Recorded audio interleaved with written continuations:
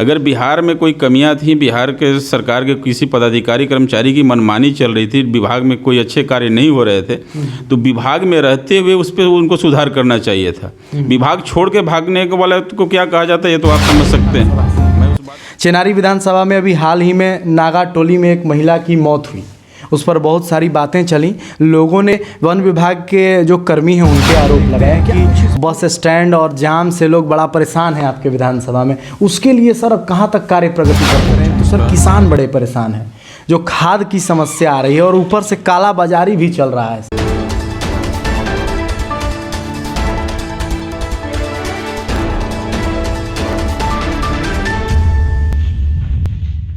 अभी के समय में सियासत और सर्द दोनों अपनी मनमानी कर रही है।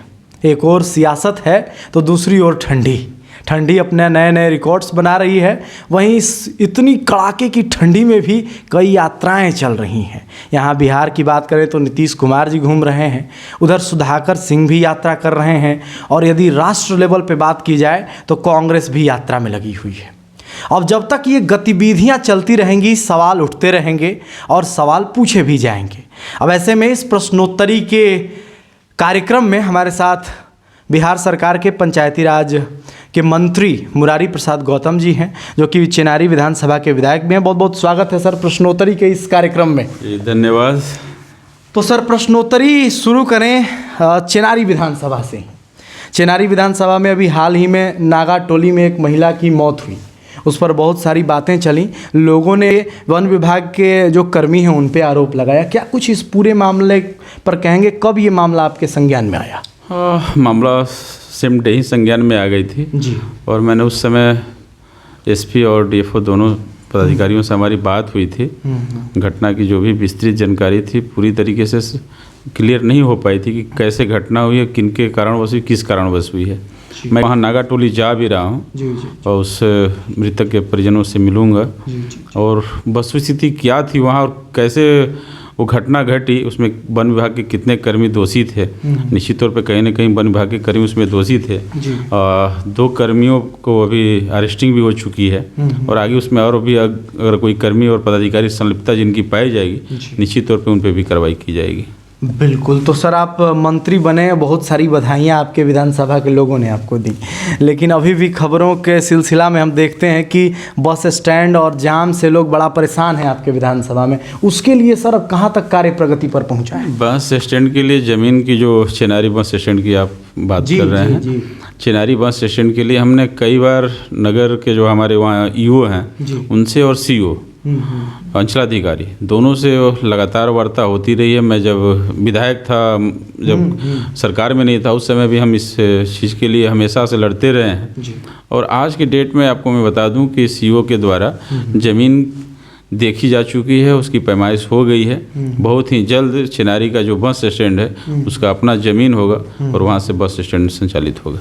बिल्कुल। तो बस स्टैंड संचालन के बाद जो जाम की समस्या है, चेनारी विधानसभा के लोग भी इस कार्यक्रम को सुन रहे हैं, वो उससे निजात पाया जा सकता है। सर सवाल की अगली पड़ाव में हम आपको बात करें तो सर किसान बड़े परेशान हैं, जो खाद की समस्या आ रही है और ऊपर से काला बाजारी भी चल रहा है। सर 3 गुना दाम देना पड़ रहा है किसानों को। सर इसको लेकर के आप क्या कहेंगे? जो किसान हैं, देखिए सर हमारा देश किसानों पे ही टिका हुआ है और वहीं बहुत परेशान नज़र आते हैं। अभी कुछ दिन पहले किसान बिल से लोग परेशान थे, अभी खाद से परेशान है। क्या कुछ ये माजरा है और कब तक सुलटाने का प्रयास किया जाएगा? किसानों की अगर समस्या की बात करें तो निश्चित रूप से हम भी किसान हैं जी। किसानों की समस्याओं को बहुत नज़दीकी से हम लोग समझ सकते हैं, क्योंकि हम भी खेती बाड़ी करते हैं। कब खाद की ज़रूरत होती है, कब नहीं होती है, कब उपलब्धता होनी चाहिए, इसकी पूरी तरह से गंभीरता से हम समझ सकते हैं। लेकिन जैसा आपने बताया, आप ही ने कहा किसान बिल से किसान ग्रसित थे, अभी खाद से ग्रसित हैं। तो किसान बिल और खाद ये दोनों मामला मन की बात करने वाले पे डिपेंड करती है, जो कि जन की बात नहीं सुनते हैं। अच्छा। सिर्फ अपने मन की बात कर करके जनता को, यानी किसान को जो दिग्भ्रमित कर रहे हैं, किसानों की आय दुगनी कर देंगे। जब खाद ही आप समय खाद की आपूर्ति की अगर बात की जाए, खाद की आपूर्ति केंद्र द्वारा की जाती है और हम लोग की तरफ लगातार डिमांड हो रही है बिहार सरकार के द्वारा। लेकिन हम लोग को जिस मात्रा में खाद मिलनी चाहिए उसकी 30% ही आपूर्ति केंद्र सरकार द्वारा बिहार को कराई जा रही है। अब बगल में देख लें यूपी में भाजपा की सरकार है, वहाँ खाद की कोई कमी नहीं है। अन्य प्रदेशों में जो भाजपा शासित है वहाँ कोई कमी नहीं है, लेकिन बिहार के साथ ऐसा सौतेला व्यवहार क्यों होता है? मैं तो भाजपा में जो हमारे बिहार के सहपाठी हैं, जो सांसद हैं, जो मंत्री हैं, मैं उनसे तो कहना चाहूँगा कि आप बिहार के लिए क्या कर रहे हो? आप केंद्र में बैठे हैं, सत्ता में हैं, तो बिहार के लिए भी सोचिए ना। बिहार की जनता ने आपको बिहार के हित के लिए भेजा है, और बिहार के किसानों का जब अहित होगा, वैसे तो आप पूरे देश के किसानों का हित करने के लिए तैयार थे, और तो किसान आंदोलन ने अहित होने से बचा लिया अपने आप को। लेकिन बिहार के किसानों के साथ जो अहित हो रही है, बिहार के जो हमारे सांसद हैं, जो भी भाजपा कोटे के हैं या भाजपा समर्थित दलों में हैं, उन्हें भी वहाँ बात रखनी चाहिए। बिल्कुल। तो मनमानी की आप बात कर रहे हैं कि मन की बात, तो सुधाकर सिंह जो हैं बिहार में कृषि मंत्री रह चुके हैं, वो भी घूम रहे हैं, अपनी यात्रा कर रहे हैं, और जो उनकी बातचीत आ रही है वो सरकार को भिखारी कह रहे हैं, और सरकार में जो उनकी पार्टी है वो स्वयं सरकार में है।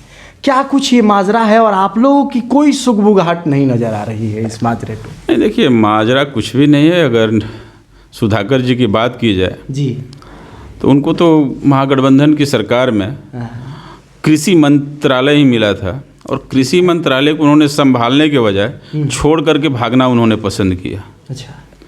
अगर योद्धा किसी युद्ध में उतरता है अपने अस्त्र शस्त्र के साथ, तो वहाँ लड़ाई लड़ेगा तब तो अगले पार्टी को परास्त करेगा। अगर बिहार में कोई कमियां थी, बिहार के सरकार के किसी पदाधिकारी कर्मचारी की मनमानी चल रही थी, विभाग में कोई अच्छे कार्य नहीं हो रहे थे, तो विभाग में रहते हुए उस पर उनको सुधार करना चाहिए था। विभाग छोड़ के भागने के वाले को क्या कहा जाता है ये तो आप समझ सकते हैं। मैं उस बात को नहीं कहूँगा कि क्या कहा जा सकता है।